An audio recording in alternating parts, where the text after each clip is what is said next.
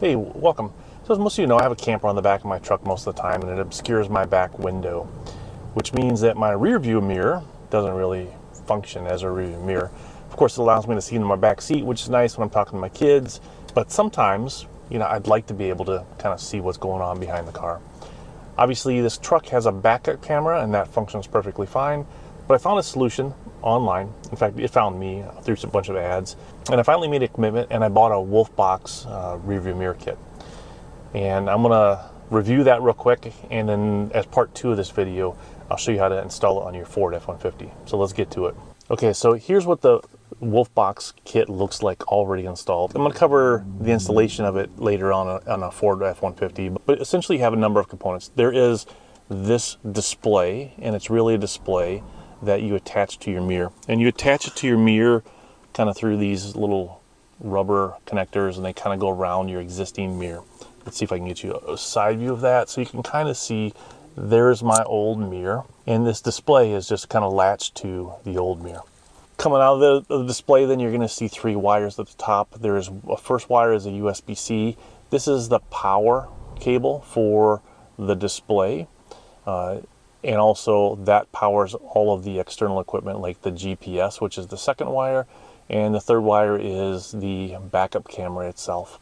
All of those wires, again, are installed, but the wires kind of run through the trim and through various places in the F-150. And those details are in the second part of this video. All right, and then when you do the installation, you get to choose from a number of different options here. So I've chosen kind of the top option on the install instructions, which allows it to kind of be in this off mode. When it's in this mode, it's really kind of set up for me in an alarm mode. There's an accelerometer in here that detects kind of shocks to the truck. So if the truck gets hit hard enough, then it'll turn the mirror on and it'll start recording for like 15 seconds. We're gonna try to simulate that right now. So after a couple of hits, it's now recording, and you can see the record thing is going along the bottom. It's recording both the front sensor and the back sensor, so both video cameras are being recorded at this time, and it's going to be saved to an SD card, which is installed into the display unit, and then it goes back to sleep. So that's kind of that alarm mode. So when you start up the truck, it starts up the mirror, and you kind of heard some sound and everything. You can hear that. And then now you're in kind of the running mode. So the running mode has a couple of different features. I'm going to go through those features. First of all, what you're seeing here is one of the displays. It has 4 displays. There's a front-facing camera and there's a rear-facing camera. Right now, what you're looking at is kind of the rear-facing camera that's installed on the truck. And the display is a touch display. So as you kind of swipe to the right or the left, then you can kind of scroll to the next display. So here is the front-facing sensor, and then you can get 2 kind of split modes. The front-facing sensor here is on the right, and then this is the rear-facing sensor, and then it just swaps them around. So that's the front-facing sensor and the rear-facing sensor. In both modes, so let's go back to kind of, this is just the rear-facing sensor. You can see some additional data on the screen. The time, the day of the week, and the date is displayed on the right-hand side. On the left-hand side, at the very top, you can see kind of a red flashing record option. So it's always recording. And so this is a minute 31, minute 32, minute 33. So you can see that. Let's see if I can make this easier. There you go. On the front facing sensor, you can see it a little bit easier. Minute 39, 40. And it's recording both the 4K, which is the front, and the 2.5K, which is the rear. Additionally, because of the GPS sensor that's on it, it can tell which direction you're facing and how fast you're going. One more mode that it has is a button at the very bottom, which will turn the display off. And that's nice because when the display is off, it does have some reflectance to it, so you can kind of see into your back seat. So normally what I do is I turn the display off, and then I set the mirror up so I can see into my back seat. That way, in this mode, I can talk to my kids and I can make eye contact with the kids. And then when I turn it back on, I have a front-facing sensor, which I can see right here. So that front-facing camera has a square area that it really records. But what you're seeing is kind of this rectangularly long viewport of it. Now you can switch it. You can see more of the upper viewport or the lower viewport. But I just mostly put this in the middle somewhere so I can kind of see something that makes sense to me. I don't necessarily need to see my hood all the time. I just want to see what's coming up front. And similarly with the back-facing camera, you can also switch kind of the viewport, so you can kind of, you know, raise it up or raise it down, so you're seeing what you want to see. And the other thing it comes with is there, you know, as you tap it, there's a setup area, and the setup area is quite extensive. I'm going to go through these real quick and just show you where I've got them set up. You can change the resolution right now that you're saving at. So these camera, the front-facing camera is a 4K camera, the rear-facing camera is a 2.5K native camera. But you can record at a lower resolution. If you wanted to record for a longer time, then that might be what you can do. The other thing you can do is you can also replace the SD card. It comes with a 64 gigabyte SD card. Split time is how small of a chunk are you recording in. So right now I've got it set up, it's recording 3-minute chunks. So it records every 3 minutes. When you're running in this mode, the car's running. So it's continuously recording in 3-minute chunks, both the front-facing and the rear-facing cameras. When that SD card gets full, then it'll start to replace the older chunks, as long as they're not kind of associated with a crash or that G-Shock alert. This is the encoder we're using. I'm just going with the newer encoder. Usually the encoders improve as you go through time, so using the newer one's usually the best option. It has a microphone, so whether or not you want to record the microphone or not. Here's the sensitivity for the G-Shock sensor. So this is, as the truck gets jostled a little bit, this kind of kicks in that mode. Hey, there was a crash, let's video record the crash data. I put it on low because my suspension in this truck is a little stiff, and I found out, you know, when I was going over bumps and things like that, I would kick off this G-Shock sensor and it would record. I didn't want to kick it off all the time, so I put it on low for me. When it's in parking mode, so when the ignition's off, there are some options here that you can record, you know, every 12 hours or every 24 hours. I just left it in the G-Shock sensor mode, so it'll only record if it detects that there was some kind of incident with the truck.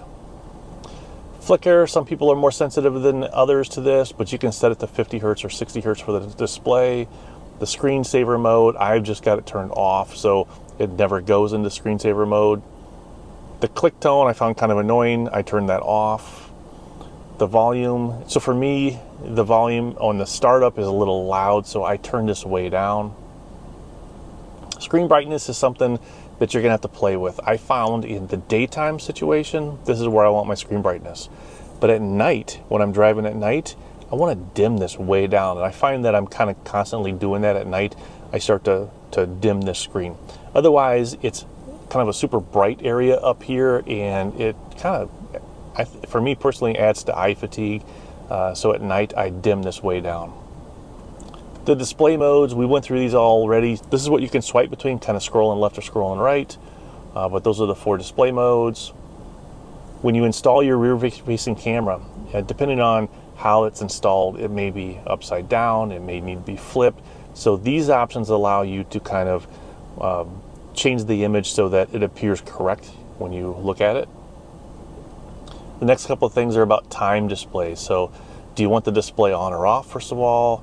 If it's on, do you want it in 12 or 24-hour period? Are you doing daylight savings time? And is your date display month, day, year, how you want it?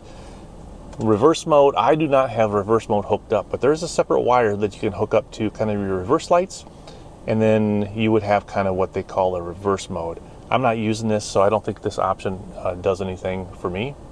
Fatigue reminder, I've got this turned off. If you find this as a useful feature, the recorder will remind you to rest every 2 hours. So I just have this turned off for me. Speed units, you can tell it to be in miles per hour or kilometers per hour. Time zone setting, you have to select your time zone. I was kind of curious about this because, you know, it has a GPS unit, which you can see kind of over here, which knows your current lat-long location. It does automatically set the time based upon the GPS. I kind of think it would do this automatically too, but I actually manually set this. GPS information, it'll tell you kind of where you are at and how many satellites it sees and your current speed. Whether or not your GPS display, you want it on or off on the thing.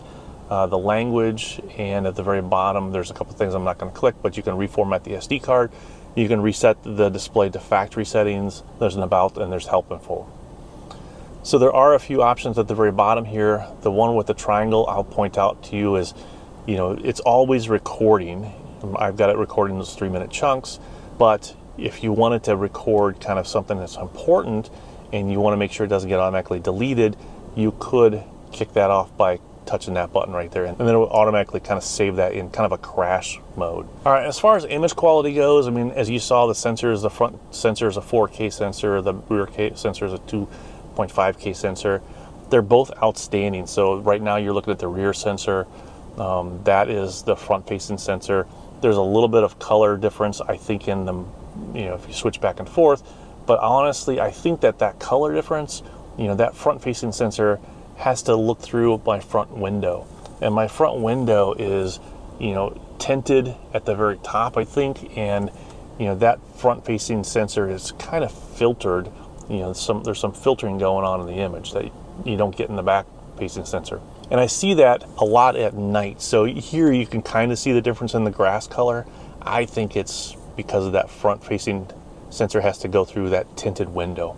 But with that said, the image quality is outstanding on both of these sensors. You know, the front-facing and the rear-facing, you know, they work really well. At night, you can really kind of see the difference. At night, the rear-facing image almost appears a little brighter, almost as if there was some night vision. I don't think it has, you know, night vision in the pure sense of night vision. The image sensor might be a little more sensitive, but again, I think it's mostly because I'm not going through my front window. So overall, this meets my expectations. My expectations was I just wanted a rear mirror replacement. Some of the features I do like is it's automatically always recording everything. I do like it that it's on when I'm driving, and it's kind of in this alarm mode when it's just parked, so it's not running the battery down.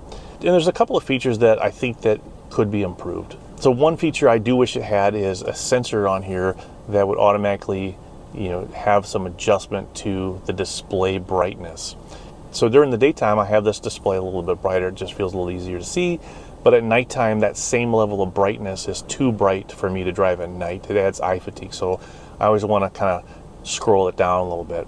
The second feature that I wish it had is right now the front-facing camera is attached to the mirror. So it's showing you kind of the same viewpoint that, you know, you see pretty much as you're driving. You're looking out your front window. You know, a more useful feature for me, I think, is to have this front-facing camera not part of the display. All right, then I could kind of center up the display a little bit. I don't have this extra thing hanging off to the side. And in addition, I would remotely mount it up in my grill area. And for me, that would provide an advantage when I'm parking. I personally know how big this truck is, and I understand how far the front fender extends. But sometimes if you're in this parking spot and it's really super tight and somebody boxed you in and you need to kind of pull forward, pull backwards, pull forward, pull backwards, the rear facing camera tells me exactly where the back bumper is. I would love to have a front facing camera down by the grill that would tell me exactly where the front bumper is. And then finally, the third feature that I would love to see is I would love to see it so that I could download the videos that are on the SD card via Wi-Fi. You know, I don't anticipate I'm going to need these videos very often, so that manual download process right now is okay. You know, I just pull the SD card out, I go to my computer, and I can see the videos if I have to see them. So one thing that would be nice is to connect this to my phone, either Bluetooth or Wi-Fi, and then access that SD card and then download them to my phone. And from there, I could put them in Dropbox or wherever else I'm going to put them. So that covers the review for this WOLFBOX kind of rear-facing mirror. It meets my purpose. It was easy to install. So I've been using it for a little bit over a couple of weeks now. I haven't had any issues with it at all. Now, if you have a Ford F150, stay tuned for the second part of this video, because the second part of this video, I will show you the detailed instructions on how I installed this on my Ford. And so this is the kit I got. I got this WOLFBOX kit. It's called the G900. Not sponsored. I bought this with my own money. I bought these two extra packages. One is an easier way to connect this up to your fuse panel, and then also an extension cord for the rear camera. I'm not sure how long the cord in here is by itself. I didn't know if it would reach all the way back. My plan is to put it kind of, you know, back here somewhere on this bottom one. Again, this bottom one stays put with the truck. This top part is removable. I can have the rooftop camper on there, or I could just have a flat top. but this element right here is always there. So my goal is to have a rear camera about here, mounted up high. I can see down behind me. So let's kind of see what we get here. We'll get through this unboxing quickly. I'm not really an unboxer type of person. Just like to see what things look like here. This is the main working element here. This is a 12-inch screen side to side, and what this does, this straps onto your existing mirror. So it doesn't replace, it just straps on. It has a forward facing camera here, and then inside here there's going to probably be a rear facing camera element. Just pull all of this stuff out. Just going to leave some of these little things in here. So here's these little kind of rubber cords that kind of reach around from behind the mirror, kind of straps it on. There's a couple of plates here, some tabs. Here's a little tool that you can use for your trim. So cover that a little bit. All right, with the mirror, then this little bag here, this is the GPS unit. So you can see it has a little GPS unit here, and that way when it's recording the data, it also knows kind of your lat long, your position essentially, and also the speed you were going. So if there's ever an accident, it detects some kind of crash, it'll record, and there's a chip. Yeah, there's already a little chip in there. How much is that? My eyes to see it. It's a 64 gigabyte chip already kind of installed there for you. I'm not going to update that for now. We'll just leave it the same size, but presumably you can put a larger one in there if you want more memory. It's powered off a USB-C, and then it has a port for your GPS here and a port for your rear camera there. On-off button on the bottom, screen protector on the camera. It does look like it has some speakers, so probably makes some sound also. Hopefully that's not annoying, or at least maybe you can turn it down. So again, GPS unit, they'll plug into the top there. This is the rear camera, so that hopefully we'll be able to mount that where we had talked about. Has some mounting flange here, and we're gonna have to see how that kind of plays into our 80/20 system. But we'll get that. And then this long cord, again, this is what I wasn't sure how long this was, but we have an extension cord now. So that extension cord, that's what this is.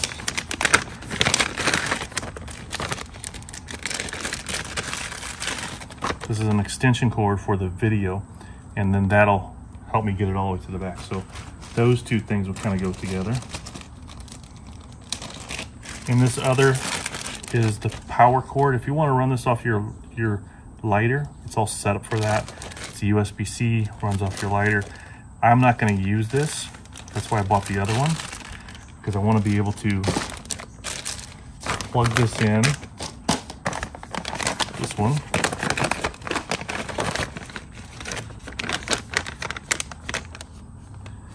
I forgot what they call this kit. Anyway, there's the barcode for it if you want. I got everything on Amazon, by the way. But here's the USB-C that'll plug into here to charge.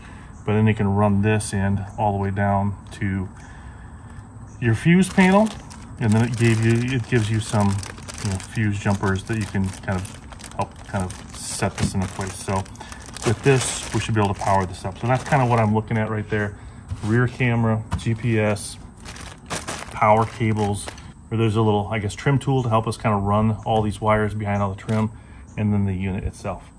So let's go ahead and get this going. Okay, so I found where the power is going to come from, and I just pulled up some of these things already just by hand. There's a port in the back, or panel back here, and if you look back there, you can start to see the fuses.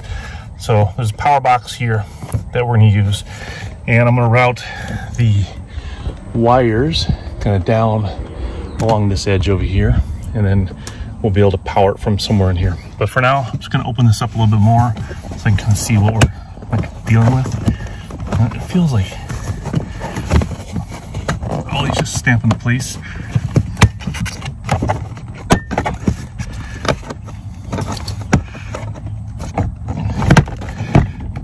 Okay, there we go. Oh, they broke that. That's exactly what I was trying to avoid. So hopefully when I put this back together, it doesn't wrap. And see, I snapped off my edge there. All right, so in here is, I guess, a bunch of fuses. I'm not sure which fuses to wear right now. Probably have to find out that information next. Okay, so after some research here, I have using,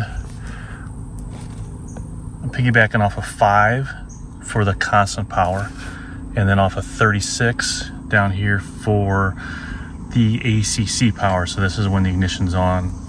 And that way I can do, if you look at the very top one there, I can get to where it says record parking guard. So that is ACC power is red, and then the yellow one is constant power on. Okay, so I got this just kind of held in place. It's using those little bungees, which it came with to hold in the mirror. There's a little bit of the old mirror over here because you got to have the camera hanging out on this side over here. So I don't know if you can see the camera. Looks like that camera hangs out, and I can't slide that anymore to the left, I don't think. So that's where it's at right now.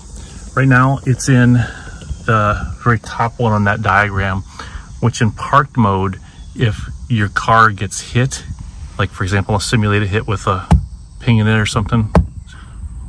Yeah, I had it go, oh, there you go. So if simulated hit with the right amount of G-force, you can kick on the record option. So then it'll start recording, and it records to the USB drive. Obviously all these cables have to be run still, but I just wanted to get it running. Now it's gonna go back into the parking mode, so it's sleep mode. And then when I turn it on,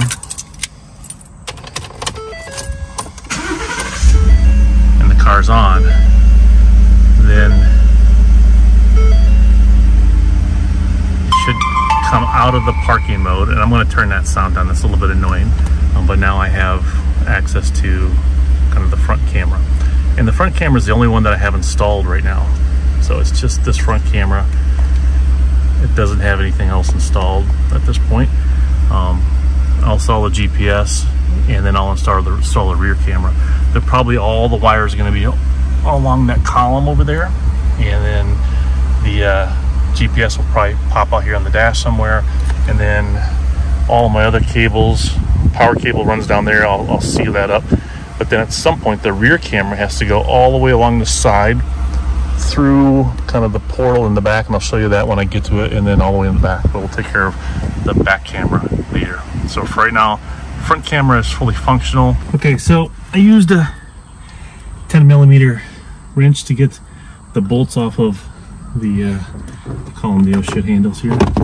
So when things go like you don't want them, you grab those. So anyways, those are coming off. Just leaving the speakers. There's a couple of wires. I don't know if you can see them from your angle, but you can see them right here. There's some speaker wires. I'm just going to set this off over here. I don't need to disconnect it all the way. But what we need to do next is start to hide some of these wires. I'm going to leave the excess kind of down in the fuse box panel. That's where it'll fit most naturally. This slides under kind of this soft panel pretty easily. Use this little wrench. Push things back there. And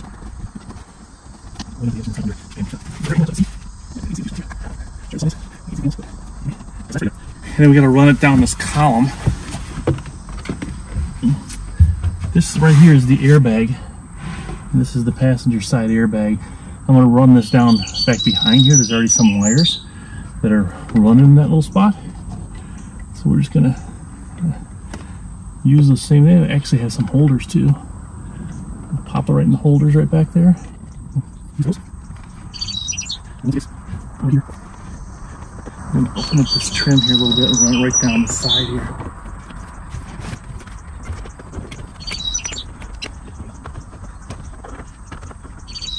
Bring you over here so you can see what's going on. So you saw the top part, and then back behind the airbag is a wire, and then it runs right down here the side, And then I just pop these up a little bit. You can see this nice channel right in here. Ran the wire right down the side here.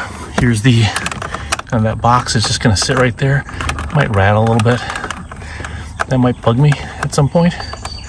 So I may have to come back in and surround that with some tape. But here's the excess. I'm gonna just bundle up this excess, maybe zip tie it up so it stays nice and neat. And then over there, you can see the fuse box panel. And I have those little kind of jumpers that I got with the kit. And they make it really easy to kind of connect the power up. So that's the power. I'm just gonna clean this up a little bit, and then I'm gonna start running the GPS. All right, so the GPS unit, I plugged it into the mirror up there. I'm just gonna run this cable right along the upper side there. Once it gets down to here, I'm gonna pop it out and I'm gonna fix it up on the dash at some point. So we'll figure out where that goes in just a moment. But for now, I'm just gonna go ahead and run that. I'm not gonna probably record because it's the same thing as running it as the other one is. Like right now, I have the back camera kind of ran through that same column over there and down here. And then I'll show you. I'm gonna turn this off and get it running. I'll show you where I'm at right now. So again, the back camera comes down through here. This is the back camera. It's kind of going through here. You can see it there. Passenger seat side, I got it running here. Okay, so this is a different day. I'm working on the rear view camera, and I've got this wire run. It's running along the dash. It's running along here, and like all the other wires, it's coming down this pillar, and it's under the floor here all the way through the passenger side, and it comes back into here, and you can see the wire right there. And then I just ran that wire kind of back up and through this. Let's see if you can see it here. That. Nope. Here. Get an angle through that vent right there. So you can see it going down through the vent. And I ran it down towards the ground, and I pull it out from down there, and then I have it running kind of up. So now you can kind of see. I'm going to run it through this corner of the camper. I have a little rubber grommet. Bought a little grommet kit so that I can seal this thing up. This is the grommet kit I bought online, Amazon. Has a bunch of different sizes, so it's perfect for what I need here. So I got kind of a bigger size. So my plan is I'm going to run this cable through here and then up so it's out of the way, and then it'll be kind of along the upper camper part and over to where the camera is. You can see the wires for the camera there, and the camera actually protrudes through right here, and I'm going to put another one of those grommets in that little cable area. So that's what I'm doing today. Okay, so now you can see I got that little grommet in. I got the wire running through. I've got it fed up through right now this little hole, which is where the cables from the solar panel come down, and I'm going to get up into the bed area and run that wire all the way along the upper bed. Okay, so you can see where the wire comes up through. That's where the solar panel wires come down. So they come from the roof through that little hole over there, and then they come down into the bottom where the battery box is. And then you can see right next to it the other cable, which I've kind of tucked into the 80/20 rail, the slot here. So you can see it all the way up through there, and it comes all the way around here. There's the connector for the camera, and then here's where the camera kind of goes out to the outside and is plugged in out there, or it's connected out there. I just use these little sticky things to kind of connect it up, or just keep it in the slots. That's all I'm going to do up here, I think. So if we put the pad back down, looks like it could be washed a little bit here, but all right. So all those cables are kind of hidden by kind of the queen size mattress that you can see. So that's where the backup camera is routed. Okay, got it kind of working. So that's the rear view on the camera. There's a couple of modes. I'll go over those real quick. So if you swipe it, you can get to the different cameras. There's the front camera, and these are all adjustable. You can hold down, and I think I don't know exactly what it is, but here you go. You can view bit. This one does have a little bit of a mechanical adjustment. It's kind of pointed high. So obviously if you point your mirror lower, higher, then you can move that. And the camera also is on a little bezel, so you can move that around too. So that has definitely some adjustment. It does have a mode where if you push the button underneath, it'll go to kind of a reflection mode. So then you can adjust this so you can see in your back seat. So if I want to just see what my kids are doing, or talk to my kids and make some eye contact with them, you know, I can do it like that, and then I can flip this back on. And then once that's set up, then obviously I can move my front camera so it's at the height I want. I don't need to see my hood or the sky. So that's probably good right there.